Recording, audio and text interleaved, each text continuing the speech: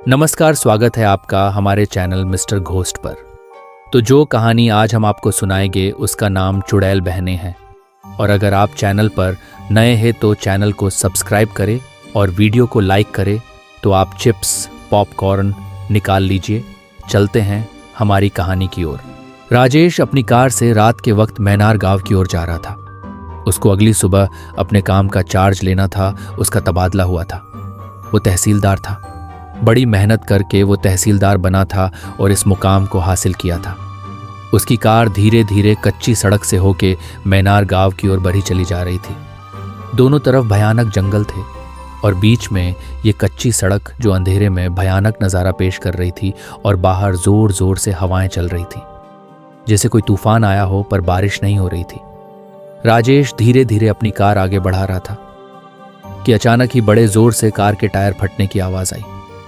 Car को रोक के राजेश ने देखा कि आगे के दोनों टायर फट चुके थे।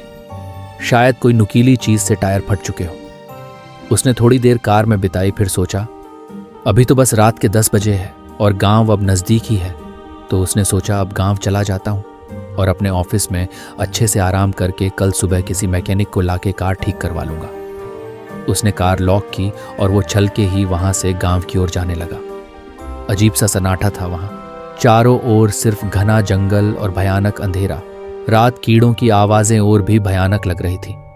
तूफान अपनी पूरी उफान पर था।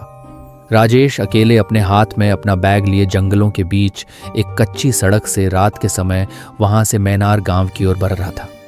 तभी अचानक जोर से बिजली कड़की। सामने का भयंकर दृश्य देखकर वो पूरी तरह हिल गया। काटो तो खून ना निकले, ऐसी उसकी हालत हो गई थी। वो बुरी तरह कांप उठा। उसके दिल की धड़कनें बढ़ गई।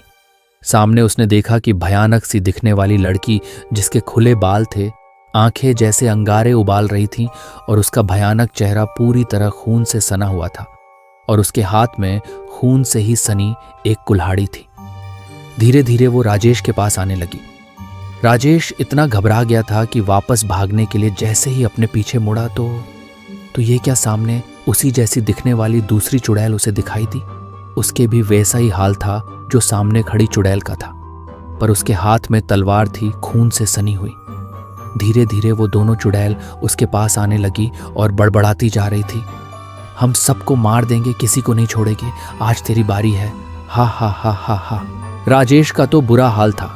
उसे पता चल चुका था उसके सामने ऐसी ताकत थी जिसे वो हरा नहीं पाएगा। उसने भागना चाहा पर भाग ना सका। डर के मारे उसके पैर ही नहीं हिले। देखते ही देखते वो दोनों उसके पास आ पहुंची। राजेश तो डर के मारे हिल भी नहीं पा रहा था। वो इतनी जोर से मदद की गुहार लगा रहा था, चीख रहा था, पर वहां उसकी चीखें सुनने वाला कोई नहीं था। एक चुड़ैल ने तलवार उसके अंदर घुसा दी और दूसरी ने जोर से उसके सिर पर कुल्हाड़ी दे मारी और उसका सर काट दिया। बेचारा वहीं ढेर हो गया। फिर वो दोनों उसका खून पीने लगी और मांस नोचने लगी। फिर उसके बाद जब सुबह हुई तो कुछ गांव वालों को जब वो खेत जा रहे थे तब मृत पड़ा हुआ राजेश दिखाई दिया, जिसका हाल ऐसा हो गया था कि सब उसे देखकर सहम से गए। उनको पता लग चुका था ये किसका काम है। फिर मैनार गांव के सरपंच रघुवीर जी को बुलाया गया और उसी गांव के पंडित जी रामनाथ जी को भी बुलाया गया। उन सबको यकीन था कि ये काम उसी दोनों चुड़ैल बहनों ने किया है, रतिया और देवकी। पता नहीं ये आफत कब उनसे दूर जाने वाली थी। तभी एक गांव वाले ने उनका बैग चेक किया। उसमें नाम लिखा था राजेश शर्मा। तभी उसको भनक लगी, अरे ये तो अपने गांव के नए तहसीलदार बन के आने वाले थे। तभी सबको और भी ज्यादा सदमा लगा। ना जाने क्यों वो रात में आए। अब देखो बेचारे का हाल, और सभी लोग शोक जताने लगे। तभी पुलिस भी वहां आ पहुंची। उन्हें भी शक था कि ये हाल उन्हीं का किया धरा है। आखिर क्या मांजरा था कि सभी जान गए थे कि ये उन चुड़ैल बहनों ने ही किया होगा। फिर भी पुलिस का काम था कि इसकी पूरी जांच की जाए, पर वहां यह संभव नहीं था तो उन्होंने उसकी लाश को शहर भेज दिया जांच के लिए। और उसके सगे संबंधी को भी बता दिया गया था कि राजेश की किसी कारणवश मौत हो गई है। राजेश अनाथ आश्रम में पला बड़ा था। उसी आश्रम में उसके 3 जिगरी दोस्त थे, सूरज, मनोज और रिया। वो सब बचपन से ही एक दूसरे से काफी लगाव रखते थे। वो सारे दोस्त ही एक फैमिली थी जो बड़े होने पर और ज्यादा गहरी हुई थी। राजेश तहसीलदार बन गया था। सूरज एक कंपनी में मैनेजर था, मनोज अपने खुद का जिम सेंटर चलाता था और रिया टीचर थी। राजेश और रिया एक दूसरे को चाहते थे और शादी करने वाले थे, पर सूरज भी रिया से प्यार करता था। पर उन दोनों की खुशी के लिए उसने ये बात कभी बाहर नहीं निकाली।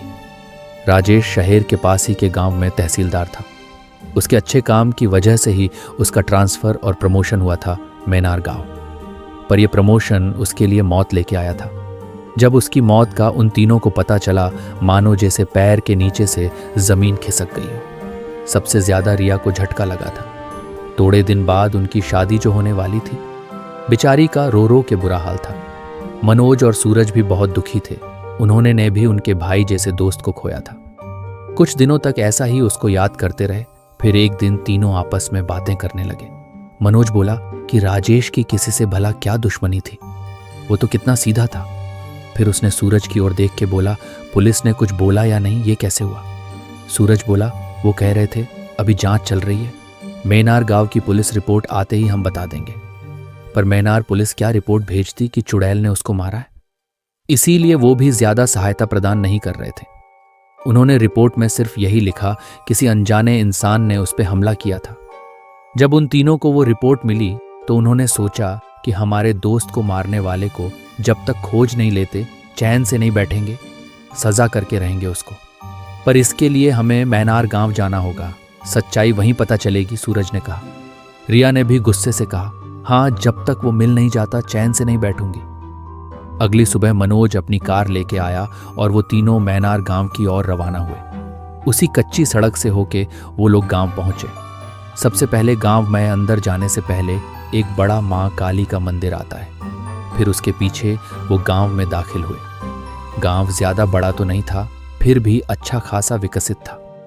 उनकी कार जैसे ही आगे बढ़ी, उन्होंने एक बुढ़े आदमी को सरपंच का घर पूछा।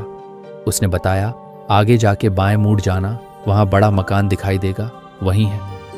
वो सब सरपंच जी के घर गए। वो मकान काफी अच्छा बड़ा था। वो कार बाहर पार्क करके अंदर जाने लगे। बाहर कुछ लोग काम कर रहे थे। उन्होंने उनसे पूछा, सरपंच जी है? तो उनमें से राघा नाम का आदमी आगे आया। दिखने में वो किसी पहलवान से कम ना था। उसने बोला, अंदर आइए। वो अंदर गए। उसने उनको सोफा पे बैठने का इशारा किया। मैं सरपंच जी को बुलाकर लाता हूँ, आप बैठिए। तभी सरपंच जी आए। सामने कुर्सी पर बैठकर बोले, जी कहिए, आपकी क्या सहायता कर सकता हूँ? सूरज ने बात शुरू की, जी हम राजेश के दोस्त हैं। तभी सरपंच जी थोड़े अवाक बन गए। फिर खुद को संभालते हुए बोले, जी आपको क्या पता करना है? सूरज बोला, जी हमारे दोस्त इतना सादा था कि किसी से दुश्मनी नहीं थी, फिर भी उसको। सरपंच ने उसकी बात बीच से काट दी, जी मुझे पता है, पर सच्चाई कुछ अलग है। पर आप शहरी लोग हो, नहीं मानोगे। तभी रिया बोली, आप बताइए तो सही। सरपंच बोले, उसको 2 चुड़ैल बहनों ने मारा है। मनोज को गुस्सा आ गया। बोला, क्या बकवास है, चलो यारो, यहां से पुलिस के यहां जाके सच्चाई पता करते हैं। राघा बोला, मालिक कोई फायदा नहीं, वो आपको कुछ भी नहीं बताएंगे। सरपंच बोले, यकीन ना करना आप पर है। खैर, आपको जो पता करना है कर लीजिए। शाम हो गई है, आप थके होंगे, यही आराम फरमाएं। इतने में सरपंच की बेटी निर्मला वहां आ गई। वो डॉक्टर थी। गांव में ही उसका अस्पताल था। उसको देखते ही मनोज के चेहरे पर एक खुशी की लहर आ गई। वो जब शहर में PRH रही थी, वो मनोज के जिम जाया करती थी। मनोज उसको ट्रेनिंग देता। तभी मनोज को उससे प्यार हो गया था। अपना इकरार करता कि तब तक वो जिम छोड़ चुकी थी, तो आज जाके वो दिखी थी। उसने भी मनोज को देखा और बोली, अरे आप, मुझे याद है, मैं आपके जिम आया करती थी। जब डॉक्टर की पढ़ाई कर रही थी तो उसने पूछा, आप यहाँ कैसे? मनोज ने पूरी बात बताई। वो बोली, पिताजी सही कह रहे हैं। तभी रिया उस पर चिल्लाई, व्हाट नॉनसेंस, डॉक्टर होके ऐसी बातों पर विश्वास करती हो। तभी सूरज ने रिया को शांत किया और बोला, जी हम पता लगाएंगे। सब शांत हुए। तभी सरपंच जी ने उनकी पत्नी को बुलाया और बोला, खाने पीने का इंतजाम करो, और बेटी निर्मला, तुम रिया को अपने कमरे में लेके जाओ, और राघा तुम इन दोनों को।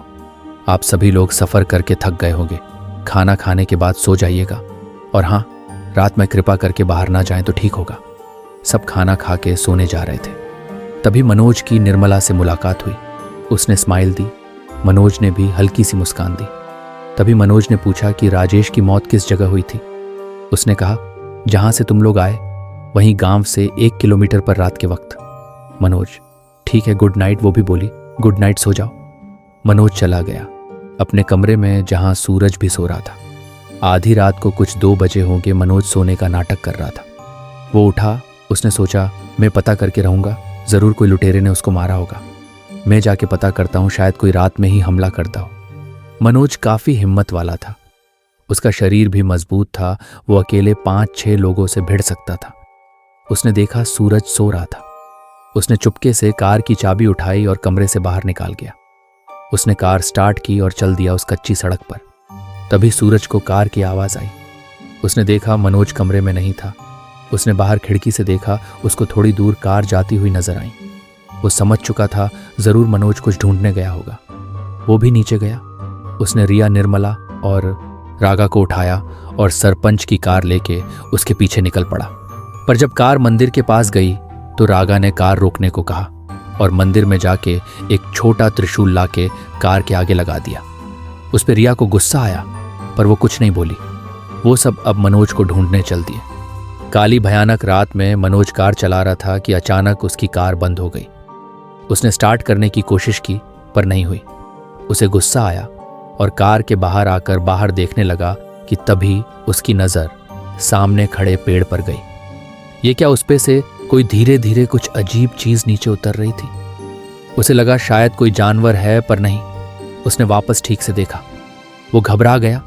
वो कोई जानवर नहीं था। लंबे लंबे बाल जैसे कोई उल्टा उतर रहा हो, और फिर क्या वो पूरा उतर के उसके सामने था। मनोज को कुछ समझ नहीं आ रहा था। वो बहुत डर गया। उस पेड़ के पास एक लड़की खड़ी थी। उसका मुंह खून से सना था, लंबे बाल, आंखों में ज्वाला, कुल्हाड़ी लिए वो गुस्से से उसको देख रही थी। और ये क्या, उसी की तरह एक और बाजू के पेड़ से एक और लड़की उतरी, उसी की तरह हाथ में तलवार ली। दोनों चुड़ैल नीचे उतरकर ऐसे बैठ गए जैसे शेर अपना शिकार करने वाला हो। दोनों का वो भयानक रूप और गुस्से से उसकी तरफ देखना, और चेहरे थे मानो हर जगह से कटे हुए, खून से सने हुए। मनोज के तो रोंगटे खड़े हो गए। वो दोनों गुस्से से उसकी तरफ ही देख रही थी। वो दोनों एक साथ हंसी, हा हा हा हा हा हा हा हा हा हा। तू आ गया, मरने के लिए हम सबको मार देंगे, किसी को नहीं छोड़ेंगे। आज तेरी बारी है, हा हा हा हा हा। हम तेरे खून से नहाएंगे, तेरा मांस नोच नोच के खाएंगे। मनोज पूरी तरह घबरा गया। उसी यकीन हो गया कि कुछ ऐसी शक्तियां भी होती हैं जिन्हें हमें नहीं छेड़ना चाहिए। वो वहां से भागने लगा। तभी रतिया चुड़ैल ने उस पे कुल्हाड़ी फेंक दी। जो उसके पांव पे जाके लगी वो वहीं गिर गया। उसका पैर का खून बह रहा था। वो अपने पैर को उठा नहीं पाया। वो दोनों जोर जोर से हंस रही थी और उसके पास आ रही थी कि तभी उन दोनों पे रोशनी पड़ी। वो थोड़ी पीछे हो गई। वो कार की लाइट्स थी। वो सब आ चुके थे। रिया और सूरज ने भी उन दोनों चुड़ैल को देखा। वो भी उन्हें देखकर डर गए थे, पर रागा को पता था जल्दी नहीं की तो सब मारे जाएंगे। उसने जल्दी से नीचे उतरकर मनोज को उठाकर गाड़ी में रखा और सूरज को बोला, बाबूजी गाड़ी मत रोकना, जल्दी चलाइए। उसने जल्दी से गियर डाला और तेजी से कार भगाई। पर यह क्या, वो दोनों चुड़ैल उनके पीछे भाग रही थी, चिल्ला रही थी। पूरा वातावरण उनकी चिखों से गूंज रहा था। वो चिल्लाती जा रही थी, उनके बड़े बड़े नाखूनों से कार की कांच पे मार रही थी। वो लगभग कार के साथ ही भाग रही थी। उनका चेहरा कटा हुआ था, उसमें से खून बहे जा रहा था। उनको देखते ही सबके रोंगटे खड़े हो गए थे। सब चिल्ला रहे थे। वो दोनों चुड़ैल बद्ध बद्धा रही थी, तुम सब मरोगे आज, हम तुम सबका शिकार करेंगे, हा हा हा हा। वो दोनों गाड़ी के पीछे भाग रही थी। चारों ओर डर का माहौल था। सूरज भी कम न था। वो पूरी तेजी से कार ले जा रहा था। निर्मला ने अपने दुपट्टे से मनोज का पैर दबा रखा था कि अचानक मंदिर आ गया। वो जैसे गांव में घुसे, वो दोनों चुड़ैल वहीं रुक गई। मंदिर के आगे वो नहीं जा सकती थी। वहीं खड़े खड़े चिल्लाई, वापस आओगे, इस बार मार ही देंगे। और वहां से गायब हो गई। यहां सरपंच के घर सब जाग चुके थे। निर्मला मनोज की पट्टी कर रही थी। सुबह तक सब जगे रहे। फिर गांव के कुछ लोग और पंडित जी वहां आए। सरपंच ने उन्हें सब बताया। फिर पंडित जी बोले, बेटा तुम क्यों गए वहां? अच्छा हुआ माँ काली का आशीर्वाद साथ था, नहीं तो अनर्थ हो जाता। अच्छा हुआ रागा तुमने मंदिर में रखा हुआ त्रिशूल गाड़ी के आगे लगा दिया था, इसीलिए गाड़ी नहीं रुकी। सूरज बोला, पंडित जी वो दोनों कौन है? वो क्यों मारते हैं लोगों को? और आपने ये राजेश को पहले से खबर क्यों नहीं दी? सरपंच बोले, बेटा हमने उसका नंबर लगाया था पर लगा नहीं। तभी रिया बोली, उसने अपना नंबर कुछ दिन पहले ही बदल दिया था। पंडित जी बोले, शायद उसकी नियति में यही लिखा था। सूरज ने उनकी ओर देखा और बोला, चाहे वो कोई भी को कहा। निर्मला मनोज के पास ही बैठ गई। मनोज को खुशी हुई कि उसका प्यार उसके साथ है। रिया ने भी सूरज का हाथ पकड़ रखा था। शायद वो अभी भी डरी हुई थी। फिर पंडित जी ने दोनों चुड़ैल बहनों की कहानी बताना शुरू किया। शक्ति हो, हम उसका मुकाबला करेंगे। हमें उनके बारे में बताइए पंडित जी। फिर पंडित जी ने सभी को बैठने को कहा। निर्मला मनोज के पास ही बैठ गई। मनोज को खुशी हुई कि उसका प्यार उसके साथ है। रिया ने भी सूरज का हाथ पकड़ रखा था। शायद वो अभी भी डरी हुई थी। फिर पंडित जी ने दोनों चुड़ैल बहनों की कहानी बताना शुरू किया। बात करीब 60 साल पुरानी है। रतिया और देवकी दोनों ब्राह्मण की लड़कियां थीं। वो दोनों जुड़वा थीं और बहुत सुंदर और संस्कारी थीं। वो इतनी सुंदर थी कि आसपास के कई गांव में उनके इतना सुंदर कोई ना था। उनकी शादी उन्हीं के गांव में 2 भाइयों से तय हुई थी। महेंद्र और शंकर, वो दोनों भाई अकेले ही थे, उनका कोई नहीं था। दोनों खेती करते और गांव के बाहर ही खेत में उनका बड़ा मकान था। वो दोनों बहनें भी उनसे बहुत प्यार करती थीं और रोज चुपके से उनसे मिलने जाती और वो अपने शादी के बाद के भविष्य की बातें करते। उन सबको एक दूसरे के प्रति बहुत प्यार था। पर कहते हैं ना, जहां प्यार हो वहां दुश्मन भी होते हैं। वहां के बहुत बड़े जमींदार थे जसवंत जी। वो बहुत दयालु और नेक दिल इंसान थे, सभी की मदद किया करते थे। पर उनके 2 बेटे शुरसिंह और कर्मसिंह बड़े ही क्रूर और शैतान थे। लोगों पे जुल्म करना वो अपना शौक मानते थे। जब भी जसवंत जी गांव में नहीं होते, वो उनका राज चलाते और पैसों के जोर पर सारा मामला वहीं दबा देते, ताकि जसवंत जी को पता ना चले उन्होंने उनके इशारे पर चलने वाले कई सारे उनके जैसे क्रूर लोग पाल रखे थे। उन दोनों की नज़र रतिया और देवकी पर थी। वो तो रिश्ता लेके भी ब्राह्मण जी के घर गए थे, पर उन्होंने साफ मना कर दिया था। तब से वो इसको अपमान की तरह देखते थे और अपना बदला लेने की फिराक में थे। और उन्हें मिल भी गया। दरअसल जसवंत जी को भयानक बीमारी हो गई थी, इसीलिए उनको शहर जाना पड़ा। वैद्यकीय उपचार के लिए उनको करीब 1 महीना वहां रखने वाले थे। यही मौका था उनके बेटों को उन दोनों बहनों से बदला लेने का। उन सभी ने योजना बनाई। वो करीब 15 लोग थे। उस दिन जब शाम हो गई थी, वो दोनों बहन और वो दोनों भाई खेत में कुएं के पास बातें कर रहे थे कि तभी अचानक शंकर के सर पे जोर से डंडा पड़ा। बेचारा वहीं बेहोश हो गया। तभी सबने पीछे देखा। जमींदार के दोनों बेटे और साथ में कई लोग। उन्होंने बोला, आज तुमको नहीं छोड़ेंगे, हमारा अपमान किया था ना। तभी कर्मसिंह ने देवकी का हाथ पकड़ा। महेंद्र उन सब से अकेला भिड़ने लगा, पर सबके हाथ में हथियार थे। बाकी लोग ने रतिया और देवकी को पकड़ लिया। देखते देखते महेंद्र को उन्होंने मार मार के अर्धमरा कर दिया। दोनों बहनें चिल्ला रही थीं, पर वहां कोई ना था उन जलिमों के सिवा। उन शैतानों ने दोनों भाइयों को उठा के मकान में डाल दिया और बाहर से आग लगा दी। दोनों जल के मर गए। कोई कैसे देखता, उनका घर गांव से दूर घने खेत में था। दोनों बहन ये देख बेहोश हो गई और वो शैतान उन्हें हवेली ले गए। दोनों को अलग अलग कोठरी में रखा गया। वो चिल्लाती चीखती, पर उनकी आवाज बाहर ना जाती। उन शैतानों ने कई दिनों तक उनकी इज्जत के साथ खेलते रहे। इधर ब्राह्मण जी ने कई खेत, पूरा गांव, आसपास के गांव ढूंढ डाले। वो कहीं नहीं मिले। उनके होने वाले जमाइयों को तो किसी ने आग लगा दी थी, पर उनकी बेटियां भी नहीं मिल रही थी। बड़े बदनसीब बन गए थे वो। फिर एक दिन रतिया रो रही थी। उसे लगा कुछ करके यहाँ से निकल जाए। देवकी को लेके उसने कुछ सोचा। फिर जब एक नौकर खाना लेके आया, खाने में तीखी चटनी भी थी। बस क्या, उसने वो उठाई और उसके आंखों मैं डाल के उसका डंडा लेके उसको कमरे में बंद कर भाग निकली। उसने देवकी को कोठरी से छुड़ाया और दोनों बहन वहां से भाग निकली। पर एक नौकर ने उन्हें देख लिया। उसने सबको बताया। जमींदार के बेटे और उनके साथी उनके पीछे भागे। दोनों बहन को पता चल गया वो शैतान पीछे है। तभी देवकी गिर गई। रतिया ने जल्दी उसको उठाया, पर वो शैतान पास आ गए थे। वो दोनों खेतों से भागने लगी। भागते भागते वहीं कच्ची सड़क के मोड़ पर थी। तब वो सिर्फ एक कच्चा रास्ता था, पर ये क्या, सामने जमींदार के बेटे खड़े थे। वो पीछे मुड़ी। वहां भी उसके साथी थे। वो फंस चुके थे। आधी रात थी। रतिया की तरफ एक कुल्हाड़ी लिए आया, पर उसने सावधानी से उसको धक्का देके कुल्हाड़ी ले ली और उसका हाथ काट दिया। सभी लोग पीछे हो गए। उसने 2-3 लोगों को मारा, पर उस मोड़ पर जब वो लड़ रही थी, शुरसिंह ने तलवार लिए देवकी की पैठ में घुसा दी। बेचारी चिल्लाई और तड़प रही थी। रतिया ने देखा और कुल्हाड़ी छोड़ उसके पास दौड़ी, उसको गोद में लिए रोए जा रही थी। तभी सब उसके आसपास आए। रतिया बोली, किसी को नहीं छोड़ूंगी, सबको मार दूंगी, याद रखना। और तभी कर्मसिंह ने कुल्हाड़ी से उसका सर काट डाला। पर वो भूल गए थे वो रात अमावस्या की रात थी।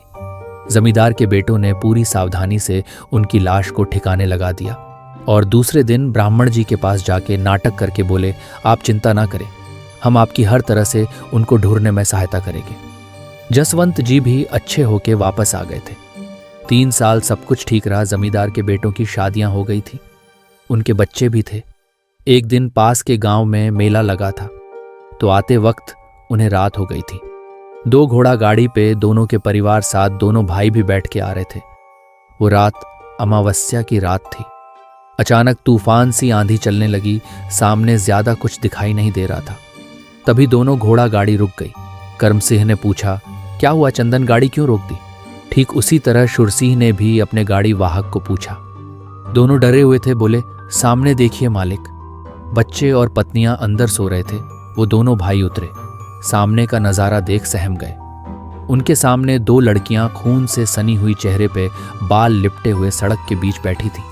एक के हाथ में कुल्हाड़ी थी और दूसरी के तलवार। एक लड़की बोली, आ गए ना, तुमको तो आना ही था, हमें बदला जो लेना था, हा हा हा हा हा करके दोनों हंसने लगी। तभी बच्चे और पत्नियां उनकी भयानक आवाज से डर के उठ गई। सामने का दृश्य देख और ज्यादा डर गए। दोनों के बाल अपने आप पीछे हुए, कटे हुए चेहरे, खून से लथपथ। पर कर्मसिंह के मुंह से आवाज निकली, ये तो रतिया और देवकी है। शुरसिंह भी काफी डर गया। ये कैसे हो सकता है, हमने तो तुमको मार दिया था। तभी रतिया चिल्लाई, तू भूल गया था, उस दिन अमावस्या थी, हमें शैतान चुड़ैल का रूप मिला। हा हा हा हा हा, आज हम अपना बदला लेंगे, तुम सबको बुरी तरह से मार के तुम्हारा खून पिएंगे, तुम्हें बार बार मारेंगे, हा हा हा हा हा। उन दोनों की भयानक आवाजें उस भयानक रात में भयंकर खौफ उबाल रही थी। तभी देवकी चुड़ैल ने उड़ के शुरसिंह का गला अपनी तलवार से काट दिया। ये देख कर्मसिंह पागलों की तरह वहां से जंगल की तरफ भागा और एक खंडहर जैसे मकान में जा घुसा। तब तक दोनों चुड़ैल ने उनके परिवार के सबको बुरी तरह मार दिया। वो उस मकान में छुपा था कि तभी उसने देखा बाहर खिड़की पे कोई था। वो रतिया थी, भयानक नजर उस पे डाली हुई हंस रही थी। तभी उसने पीछे देखा, देवकी चुड़ैल ऊपर बैठी उसको घूर रही थी और बोली, भूल गया किसका घर है, ये देख अच्छे से। तभी उसको याद आया, ये दोनों भाइयों का घर था जिसको इन्होंने जला दिया था। तभी देवकी चुड़ैल उसके ऊपर कूदी, उसके दोनों पैर काट दिए। वो बड़ा तड़प रहा था, पर वो दोनों उसको देख हंसे जा रही थी। फिर रतिया चुड़ैल ने कुल्हाड़ी उसके सर पे मारी और मारती रही उसके मरने के बाद भी। फिर सबकी लाशें एक जगह लाके खून पीने लगी, मांस खाने लगी। सुबह सबको उनके परिवार के लाशें दिखी। सब सोच में पड़ गए, ये किसने किया होगा। धीरे धीरे उन्होंने सबको मार दिया जो उन्हें मारने आए थे, पर वो मासूम लोगों को भी मारने लगे, कारण वो दोनों खतरनाक चुड़ैल जो बन चुकी थी। जसवंत जी का पूरा परिवार मर चुका था, तो उन्होंने उनकी सारी जमीन गांव वालों के नाम कर दी। जब ज्यादा लोग चुड़ैल के कारण मरने लगे, तो गांव के बड़े पंडित जी ने गांव के बाहर मां काली का मंदिर बनवाया, ताकि वो चुड़ैल बहनें गांव में ना आ सके। पर किसी को ये नहीं पता था कि ये दोनों चुड़ैल रतिया और देवकी है। वो तो समझ रहे थे कि वो अभी भी गुम है, क्योंकि वो दोनों किसी को जिंदा ही नहीं छोड़ती थी। जब ज्यादा लोग मरने लगे तो चुड़ैल ही मार रही है, ये फेल गया था। पर वो रतिया और देवकी थी, ये नहीं। एक दिन जसवंत जी तबीयत ज्यादा बिगड़ गई। वैद्य ने कहा, ये अब ज्यादा पल नहीं जी सकते, कोई आखिरी इच्छा हो तो बताइए। उन्होंने कहा, मुझे पूरे गांव को एक सच्चाई बतानी है। सभी गांव वाले आ गए और रतिया और देवकी के माता पिता भी। उन्होंने ब्राह्मण जी की ओर देख के पूरी कहानी बताई, उनकी बेटियों के साथ क्या क्या हुआ था। और उनकी बेटियां ही वहीं चुड़ैल थीं। दरअसल वो आखिरी बचा था। उनके बेटों के साथियों में से उसका नाम था लाखन। जब सब मर गए, वो ज्यादा डर गया। उसने सारी सच्चाई जसवंत जी को बता दी थी, तो जसवंत जी ने उसे गांव छोड़ने को बोल दिया था। फिर वो गांव छोड़कर चला गया अपना परिवार लेके। जसवंत जी को इज्जत की चिंता थी, सो उन्होंने बात दबा के रखी। पर आज वो मरने वाले थे, इसीलिए बता रहे थे।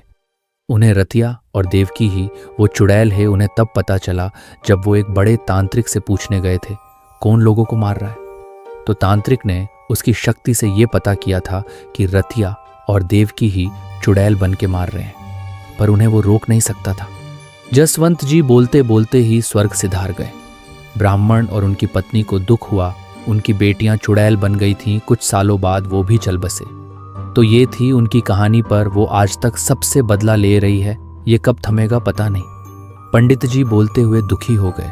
तभी सूरज ने पूछा, पंडित जी, अगर उन दोनों ने अपनी मौत का बदला तो ले लिया था, फिर वो क्यों आज तक सबको मार रहे हैं?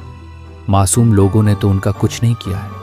पंडित जी बोले, बेटा, वो जिस रात मरी थी वो अमावस्या की रात थी, इसीलिए वो दोनों शैतान चुड़ैल बन के आई थी। अगर किसी और दिन मरी होती तो शायद सिर्फ बदला लेती या फिर आती ही नहीं। उन चुड़ैल बहनों को इस वक्त तक जिंदा रहने के लिए खून और मांस की जरूरत होती है, इसीलिए वो सबको अपना दुश्मन समझ के मारती है।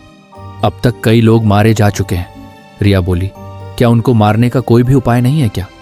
सरपंच जी बोले, उपाय है, अगर उनकी लाशें मिल जाए और पूर्णिमा की रात को मंत्रा उच्चारण के साथ जला दिया जाए तो वो चुड़ैल खत्म हो जाएगी। मनोज बोला, अगर जसवंत जी को ये पता था तो उन्होंने ये क्यों नहीं किया?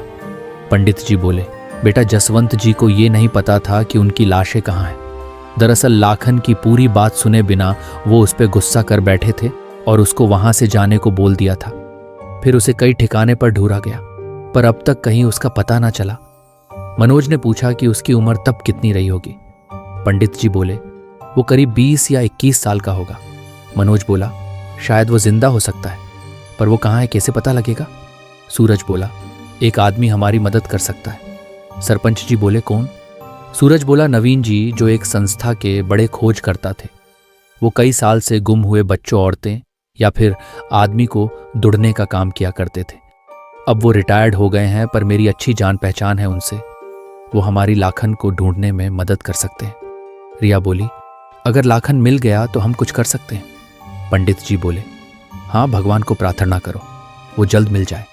सरपंच जी बोले, पूरा गांव आपके साथ है, आप कोशिश कीजिए, हम हर तरह से आपकी मदद करेंगे। निर्मला और रागा भी बोले, हम हर कदम पर आपका साथ देंगे, हम लाखन को ढूंढ के रहेंगे। सूरज ने नवीन जी को सारी बातें बता दी थी। उन्होंने उसे बहुत खोजा। फिर 5 दिन बाद उनका सूरज को फोन आया, तुम सब जल्दी से शितगांव आ जाओ, जो पास ही के शहर से 45 किलोमीटर दूर था। मुझे लाखन का पता मिल गया है, तुम लोग शहर आ जाओ, साथ में जाएंगे। तभी सूरज ने फोन रख सबको ये बात बताई और फिर सूरज, मनोज, रिया, निर्मला और रागा बड़ी गाड़ी में बैठ शहर के लिए निकल पड़े। पंडित जी बोले, लाखन मिल गया तो हमारे लिए तो भगवान मिल गया, ऐसा होगा, बोलो जय माँ काली। और सब एक साथ बोले, जय माँ काली। सूरज गाड़ी चला रहा था। वो लोग शहर पहुंच चुके थे। तभी नवीन जी को लेके वो शीतगांव की ओर चल दिए। मनोज, नवीन जी, क्या आपको पक्का पता है कि लाखन वहीं रहता है? नवीन जी, हाँ, मैंने पता किया, दरअसल वो अपना नाम बदल के वहां रहता है। रिया, आपको पता कैसे चला वो वहां रहता है? नवीन जी, आपने जैसे उसके बारे में मुझे बताया था उस हिसाब से मैंने छानबीन की, ठीक उसी तरह का इंसान वहां रहता है, शायद वो वहीं होगा। अगर वहीं निकला तो हम सफल रहेंगे। आज तक मेरा कोई काम खाली नहीं गया है, वो पक्का वहीं होगा। सूरज, आशा करता हूं वो वहीं निकले। गाड़ी शितगांव पहुंच गई थी। गांव के एक दुकानदार से उन्होंने उसका पता पूछा। उसने कहा, आप सीधे जाके दाएं मुड़ जाना, वहां हनुमान जी का मंदिर होगा, ठीक उसी के बाजू में उसका घर है। सूरज ने उसको धन्यवाद कहा और गाड़ी आगे ले गया। वो ठीक उसके घर के सामने आ गए। सब गाड़ी से उतरकर घर के पास गए। घर अंदर से बंद था। तभी रागा ने दरवाजा खटखटाया। अंदर से दरवाजा खुला। एक महिला बाहर आई और बोली, जी आप लोग कौन हैं? निर्मला बोली, हमें लाखन से कुछ काम है। वो महिला थोड़ी डर गई, फिर उसने उनको अंदर आने को बोला। उन सबको बैठने को कहा और सबको पानी पिला के बोली, जी वो सामने तस्वीर देखिए। सब ने उस तरफ देखा। उस तस्वीर पे हार टंगा हुआ था। महिला बोली, ये मेरे ससुर लाखन जी हैं, पिछले साल ही हार्ट अटैक से उनकी मौत हो गई। रिया बोली, ओह माय गॉड, हमारी किस्मत ही ठीक नहीं है, जिसको ढूंढने आए वो तो मर चुका है। ठीक तभी कोई अंदर आया, दुबला पतला आदमी, उसका नाम राघव था। महिला उसको देख के बोली, ये बाबूजी से मिलने आए थे। वो बुरी तरह चौंक गया। फिर बोला, आप सबको क्या काम था उनसे? रागा बोला, हम मैनार गांव से आए थे उनसे मिलने। ये सुनते ही वो थोड़ा घबराया। फिर बोला, आपको क्या पता करना है? सूरज ने सारी बात उसको बता दी। फिर वो बोला, बाबूजी ने मरते वक्त मुझे पूरी कहानी बताई थी, पर यह भी कहा था उस गांव की ओर कभी मत जाना। निर्मला बोली, क्या तुम्हें पता है दोनों बहनों की लाशें कहाँ रखी गई थी? उसने बोला कि जैसा बाबूजी ने बताया था, वो बोले थे उसी कच्चे रास्ते पे आगे जंगल में एक पुराना मंदिर का खंडहर है, वहीं कहीं छुपाया है, जो सिर्फ उन दोनों जमींदार के बेटों को पता था। वो सब साथियों को बिना बताए खुद उन दोनों बहनों को ठिकाने लगाने गए थे। बाबूजी उनके साथ नहीं गए। उन्हें सिर्फ इतना पता था कि वहीं कहीं उनको दफनाया था। रागा बोला, हाँ, वहां एक पुराने शिव मंदिर का खंडहर है। सभी ये सुन के खुश हो गए। सब वहां से निकले और उन्होंने थोड़े पैसे उन लोगों को दे दिए। वो दोनों गरीब थे, इसीलिए थोड़ी मदद कर दी। जब वो शहर पहुंचे, शाम हो गई थी, तो उन्होंने नवीन जी के बंगले पे ही रुकना ठीक समझा। रात में खाना खाने के बाद रिया अकेली बैठी थी, तो सूरज उसके पास गया और बोला, रिया, तुम चिंता मत करो, हम सब तुम्हारे साथ हैं। राजेश की मौत का बदला उन दोनों चुड़ैल से जरूर लेंगे। रिया बोली, मेरा साथ देने के लिए शुक्रिया। सूरज थोड़ा हंसा और बोला, इसमें क्या शुक्रिया, क्या हम सब एक ही हैं ना? रिया भी थोड़ी हंसी और बोली, हाँ। मनोज और निर्मला भी बातें करते हुए गार्डन में घूम रहे थे।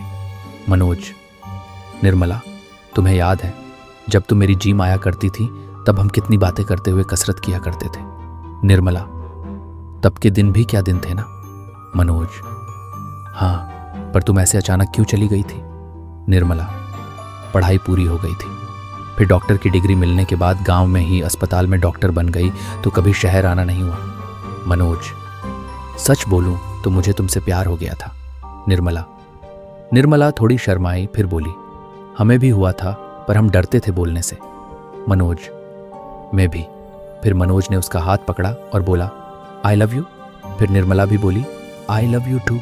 दूसरे दिन सब लोग सुबह नवीन जी को शुक्रिया कह के निकल पड़े मैनार गांव की ओर। जब वो उस रास्ते पे थे, तभी रागा बोला, साहब वो देखिए, उस जंगल के रास्ते से थोड़ी आगे जाने पर वो मंदिर का खंडहर हमें मिल जाएगा। निर्मला बोली, पहले हमें गांव जाके सबको बताना चाहिए। मनोज बोला, पहले हम जाके देखते हैं, अगर मिल गए तो पूरी खुशखबर गांव वालों को देंगे। सूरज बोला, सही, चल के थोड़ा पता लगाते हैं। सभी कार से बाहर उतरकर उस जंगल में घुस गए। थोड़ा आगे जाने पर उन्हें खंडहर दिखाई दिया। वहां से भगवान शिव की मूर्ति उठा के नए मंदिर में रखवा दिया था, तो वहां सिर्फ खंडहर बचा था। वहीं अंदर कुछ खोदने के सामान भी रखे हुए थे। उसको लेके मनोज, सूरज और रागा अलग अलग जगह खोदने लगे, पर कुछ हाथ ना लगा। निर्मला और रिया दोनों खंडहर देख रहे थे। तभी रिया का पांव एक पत्थर से टकराया। वो पत्थर थोड़ा पीछे हुआ, दोनों को वहां कुछ खड़े जैसा दिखा। उन्होंने पूरा पत्थर वहां से हटाया। नीचे देख वो चौंक गई। उन्होंने सबको आवाज लगाई, सब आ गए। नीचे देखा, सीढ़ियां बनी हुई थीं। सब उसके नीचे गए। सब मकड़ी की जालों से भरा पड़ा था। सबने अपने मोबाइल की रोशनी जलाई। जगह काफी बड़ी थी। 6 कमरे बिना दरवाजे के। सब कमरों में मकड़ी के जाले भरे पड़े थे। सब अलग अलग कमरा चेक करने लगे। वहां पुराने सामान पड़े हुए थे जो मंदिर के कामकाज में इस्तेमाल होते होंगे। सारे कमरे तलाश करने के बाद भी कुछ नहीं मिला। तभी सूरज की नज़र वहां लगी हुई एक तस्वीर पर पड़ी। उस तस्वीर में कुछ नजर नहीं आ रहा था, बहुत पुरानी जो हो गई थी। उसने उस तस्वीर को निकाला, फिर देखा उसके पीछे स्वस्तिक का निशान था। लकड़े से बना हुआ। उसने उसको छुआ, वो अंदर की ओर चला गया। तभी उसके पास ही दीवार का बना हुआ एक कमरा खुला। सब लोग ये देख चौंक गए थे। वो सब उस कमरे में दाखिल हुए। वहां 2 लकड़े के ताबूत पड़े हुए थे। सूरज ने एक खोला, उसमें एक हार्ड पिंजर था। उसके ऊपर कुल्हाड़ी रखी हुई थी। सब चौंक गए। फिर दूसरा खोला, वहां भी हार्ड पिंजर रखा था। उसके ऊपर तलवार रखी थी। वो खुश हो गए। उन्हें उन दोनों बहनों की लाशों का हार्ड पिंजर मिल चुका था, पर वो कुछ भूल चुके थे। रात हो गई थी। रागा ने कहा, बाबूजी, हार्ड पिंजर तो मिल गए, अब जाके गांव वालों को ये बात बता देते हैं। निर्मला बोली, हाँ, सब अब चलो। सब वहां से निकलने लगे जैसे वो ऊपर आए। उन्होंने सामने देखा कोई उस खंडहर के ऊपर बैठा था। वो रतिया चुड़ैल थी और ठीक उसी के नीचे देवकी चुड़ैल उलटी लटकी हुई थी। वो दोनों उन सब को घूर रही थी। सब बुरी तरह से डर गए। उनसे ये गलती हो गई कि उनको ध्यान नहीं रहा कि रात हो गई है। तभी भयानक तरह से दोनों चुड़ैल हंसने लगी। हा हा हा हा हा, हमारी लाशें मिल गई तुमको, हा हा हा हा हा, पर किसी को पता चलेगा तब ना, आज हम तुम सबके खून से नहाएंगे, हा हा हा हा हा, और तुम्हारी बोटी बोटी नोचेंगे, हा हा हा हा हा। तभी नीचे से उड़ के कुल्हाड़ी और तलवार उन दोनों चुड़ैल के हाथ में आ गई। धीरे धीरे उन सब के पास आने लगी। तब रागा बोला, मेरे होते हुए तुम किसी को हाथ नहीं लगा सकती। तभी उसने अपने गले में से हनुमान जी का ताविज निकाला और उनके सामने पकड़ लिया। दोनों पीछे हट गई। तभी रागा ने कहा, मालिक जल्दी से यहां से भागिए, चलिए। वो सब वहां से भागे। सब जंगलों में से भाग रहे थे। रागा सबसे पीछे था। वो दोनों चुड़ैल पेड़ों पे छलांग मारती हुई वहां आ पहुंची कि तभी उड़ती हुई कुल्हाड़ी रागा के पीठ में घुस गई। वो नीचे गिर पड़ा। तभी देवकी चुड़ैल ने आंखें तलवार से उस पर हमला किया, पर रागा भी कहा कम था। इतना खून बह रहा था, फिर भी वो लड़ रहा था। तब तक बाकी सब गाड़ी तक पहुंच गए थे। सब गाड़ी में बैठ गए, पर सूरज नहीं, वो फिर वापस गया रागा को लेने। और यहां रागा ने हनुमान चालीसा पढ़ना शुरू किया। वो दोनों चुड़ैल थोड़ी पीछे हट गई। तभी सूरज वहां आ गया, उसके पीछे मनोज भी। मनोज ने लहूलुहान रागा को उठाया। तभी रागा बोला, सूरज को मालिक हनुमान चालीसा बोलते रहिए, ये ताविज लीजिए। तभी वो बेहोश हो गया। मनोज उसको उठाए भागा। यहां सूरज भी भागते हुए हनुमान चालीसा बोल रहा था। वो दोनों चुड़ैल उसके पीछे थी। देवकी चुड़ैल ने तलवार छोड़ी। सूरज को पीछे थोड़ी सी चीरती हुई दूर जा गिरी। फिर भी उसने हनुमान चालीसा नहीं रोकी। तब तक वो गाड़ी के पास पहुंचे। सूरज ने ताविज गाड़ी में लगाई और जोर से गाड़ी भगाई। रिया और निर्मला ने रागा का खून रोके रखा था। दोनों चुड़ैल भयानक तरीके से गाड़ी के पीछे भाग रही थी। सूरज ने हनुमान चालीसा बोलना बंद नहीं किया था। तभी वो मंदिर के आगे गांव में आ गए थे। वो फिर एक बार बच गए। हनुमान जी की शक्ति ने उन्हें बचा लिया था। रागा को जल्दी से अस्पताल ले जाया गया। सब गाड़ी के बाहर निकले। तब तक सरपंच जी और गांव के लोग भी आ गए थे। तभी रिया ने देखा सूरज के भी पीठ के पिच खून निकल रहा था। उसने फिर सूरज की पट्टी कर दी और बोली, सूरज आज तुमने हमें बचा लिया, अगर तुम्हें भी कुछ हो जाता तो मेरा क्या होता। वो रोने लगी और सूरज के गले लग गई। सूरज बोला, आज हम जिंदा है वो रागा की वजह से और हमारे हनुमान जी की वजह से। बोलो बजरंग बली की जय। सारे गांव में भी पता लग गया कि क्या हुआ था। पंडित जी बोले, रागा ने कमाल कर दिया, वो बच जाए, यही भगवान से प्रार्थना है। सरपंच जी भी बोले, हाँ आपने सही कहा। तभी निर्मला बाहर आई। सभी उसके तरफ देखने लगे। वो बोली, रागा बच गया है। तभी सारे लोग बोले, जय मां काली, बजरंग बली की जय हो। निर्मला बोली, पर उसको ठीक होने में थोड़ा वक्त लगेगा, पर वो ठीक हो जाएगा।